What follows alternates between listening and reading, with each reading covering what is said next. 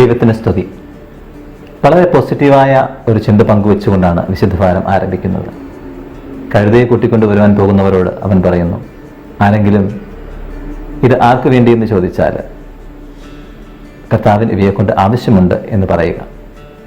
കർത്താവിന് നമ്മെക്കൊണ്ട് ആവശ്യമുണ്ട് എന്നുള്ള ചിന്ത എന്തുമാത്രം പ്രസാദാത്മകമാണ്. അവൻ നമ്മെ പലരെയും തിരഞ്ഞെടുക്കുകയായിരുന്നു. പ്രത്യേകിച്ച് മേന്മയുള്ളതുകൊണ്ടല്ല, അവന് ആവശ്യമുള്ളതുകൊണ്ട്. മേന്മയുള്ളവരെ തിരഞ്ഞെടുക്കുകയായിരുന്നില്ല, മറിച്ച് തിരഞ്ഞെടുത്തവരെ മേന്മയുള്ളവരാക്കി മാറ്റുകയായിരുന്നു. വൃദ്ധനായ അബ്രാഹത്തെയും കുടിയനായ നോഹയെയും കൊലപാതകിയായ മോശയെയും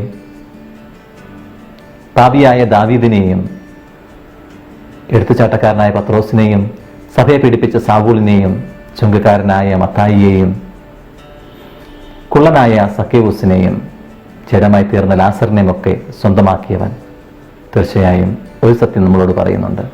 he does not call the qualified, but he qualifies the called.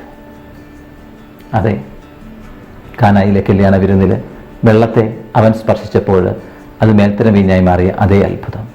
അവൻ്റെ സ്പർശനത്താൽ നമുക്ക് മേന്മയുള്ളവരും വിലപ്പെട്ടവരുമായി മാറുന്നു. The master touched and blessed. Amen.